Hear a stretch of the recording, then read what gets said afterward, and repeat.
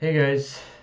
So I guess starting off with this chapter, the chapter kind of just the chapter starts by recapping current state of affairs on Onigashima, and honestly, this is where my biggest problem with the chapter lies because well, I'm not gonna say there weren't some amazing fights between the Straw Hats and Tobi Roppo.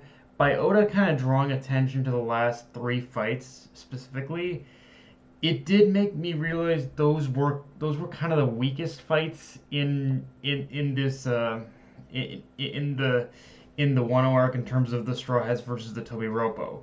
And don't get me wrong, those fights in themselves they were pretty damn epic. But in the same token, at least pretty much two out of the three of those fights, I can say were kind of the most underwhelming at the same time. Like with, again with the best one of them still probably being Jinbei versus Who's Who, simply for the stuff we learn about the world's history and him being kind of indirectly abandoned by Tiger after being enslaved. But and I think that kind of sums up my problem with the Tobi Roppo, but definitely those three fights in particular is that Oda's always been good at combining emotional hooks or through lines into his fights, but I didn't necessarily get that with like Frank versus Sasori or Robin versus Black Maria, or at least not to the full effect anyway. And I think in some ways I kind of have to put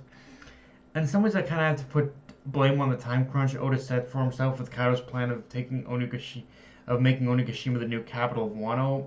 I think that's where the problem kind of began because it kind of put him into a spot where he pretty much he needed to rush. He needed to kind of, I don't want to say he needed to rush the fights, but he needed to make the fights proportional to the to the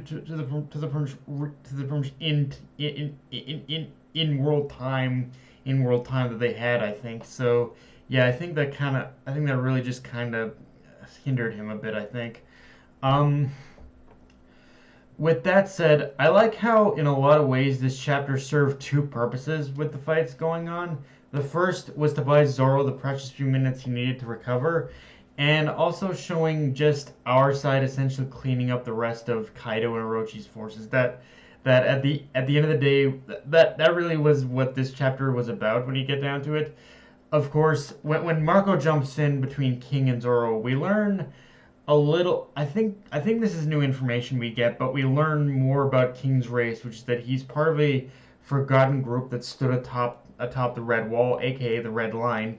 And just from the way that they're kind of briefly described in that single sentence, makes me think this group were like guardians who defended the Red Line from invaders once upon a time, but like everything else that's happened in history, when the government came into power, they were either wiped out or just pretty much forgotten to the or cast away and forgotten to the French annals of history.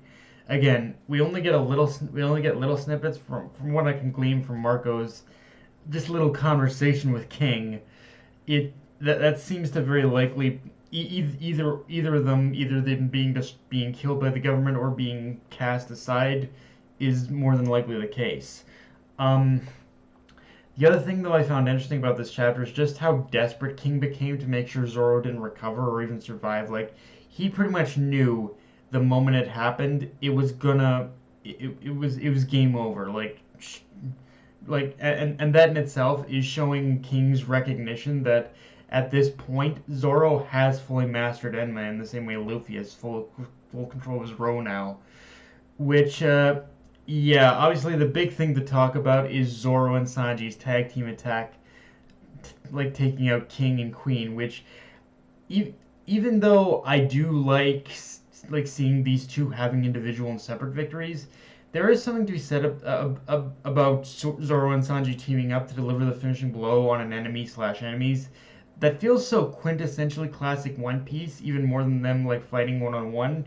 Except in this case, it's made even more epic, but by their dialogue in this chapter, because what they say in this chapter, it feels like it comes full circle. Because rather than argue about who beat who or something, or like what happened with the Pacifista when after the 2 year time skip, they basically what they basically say after defeating King and Queen is After this, we'll see a glimpse of what Luffy will look like as Pirate King, which is just an emotionally epic moment in contrasting humble beginnings of how Luffy first met Sanji and Zoro and how that dynamic started to now where they are ride or die with their captain, but it's where they are ride or die with their freaking captain now. Like they are pretty much in this. They've gotten to a point that they've been on so many journeys, been on so many trips with Luffy as part of the Straws that they are with him to the end of this now. They will. They're here to the end. I love it. They're ride or die bros now. Um, and at the same time, the fact that Oda wrote those specific lines for Zoro and Sanji definitely kind of indicates to me that we're also reaching the bookend of this arc. Now, granted, when I say bookend, I don't mean like 15 or 20 chapters, because when you think Oda, like the man is meticulous as hell, and one thing I found is he's especially meticulous when it comes to ending an arc, even more so than when he starts one.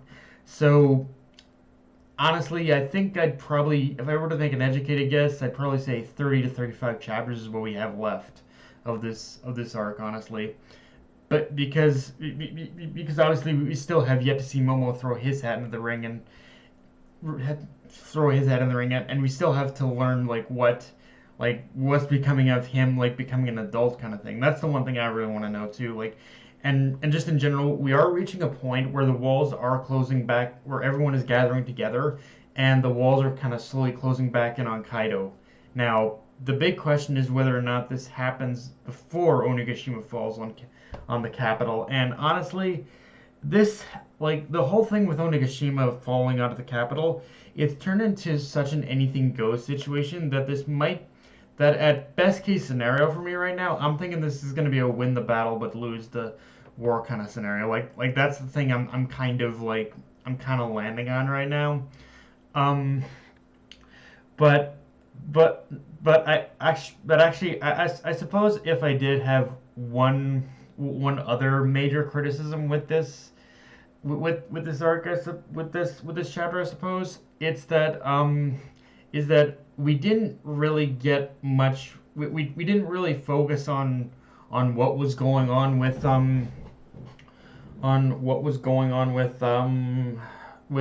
pretty much Momonosuke. Like we pretty much like last chapter, it was pretty much we were teased that yeah he wants to become an adult, and I I imagine right now, and I just wanted to see what the whole situation with that was like. I mean I assume I assume at this point he would be saving the actual like transformation of Momonosuke becoming an adult in for like a big reveal itself. But it's like I wanted a little bit of an update onto as to what as the whole argument that from Shinobu and Momonosuke were having, like did Shinobu finally relent or something, like yeah I wish we got an update on that. um